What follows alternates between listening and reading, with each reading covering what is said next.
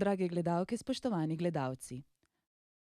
Danes bomo s terapevtko družinske in zakonske terapije Tanjo Repič Slavič govorili o motnjah hranjenja. Kdaj že lahko govorimo o motnji hranjenja?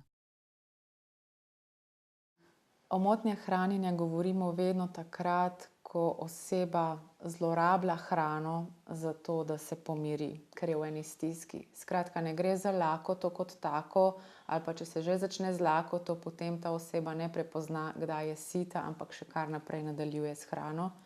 In morda je tukaj še pomembno to povedati, da ko govorimo o motnjah hranjenja, govorimo tudi o eni vrsti zasvojenosti, ki je zelo močna in zelo trdovratna.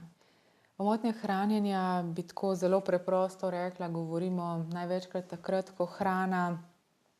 ko ne rabimo hrane zato, ker smo lačni, ampak se s hrano tolažimo zato, ker smo v stiski. In da to pogosteje delamo kot, ne vem, 2-krat, 3-krat na teden. Katere oblike oziroma vrste motenj hranjenja obstajajo?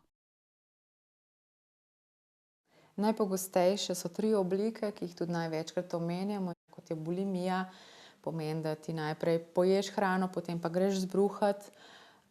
Enostavno, če to čisto prevedemo v en drug jezik, pomeni, da je toliko ene stiske v tebi, da se s hrano potolažeš, potem pa tega ne moreš predelati, se pravi, ne moreš predelati enega sramu, enega strahu, ene jeze, ker jo prek hrane skušaš zaužiti in moraš to izbruhati. Ker drugače imaš občutek, da bo tvoje telo razneslo.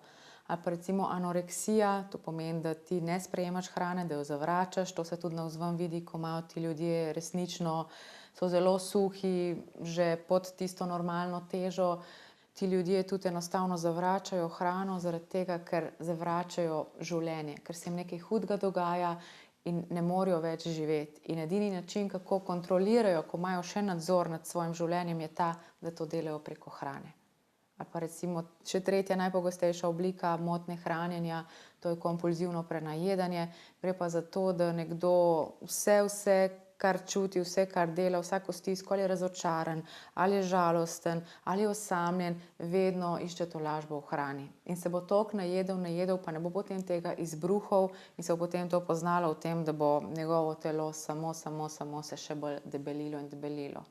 In skratka, na ta način potem umirja svoje telo, svojo stisko. Se gnusi sam sebi, potem se zdi grozen sam sebi, se zdi zapacan, ampak ko pride ta grozna stiska, si ne more pomagati, gre v hladilnik, se nabaše s hrano, zmeša vse možne kombinacije, od pomfrija, sladoleda, kečapa, zrezkov, solate, vse možno, skratka, grozljive stvari. Ti ljudje so resnično v hudih stiskah.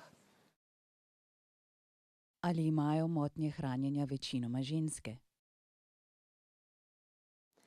Večinoma bom rekla, kar drži, da imajo ženske, ker je to, tako bom rekla, neko vedenje, ki je navznoter obrnjeno. Skratka, kaznuješ sebe, svoje telo, in ženske že po naravi bolj vase obračamo in jezo in stiske in vse, moški prej to navzven pokažejo, ne, ali ne vem, s kakšnimi drugimi zasvojenostmi, s kakšnimi drugimi težavami, ženske pa običajno bolj navznoter. Tako da večinoma imajo to motnjo ženske, ne pomeni pa, da so moški izključeni.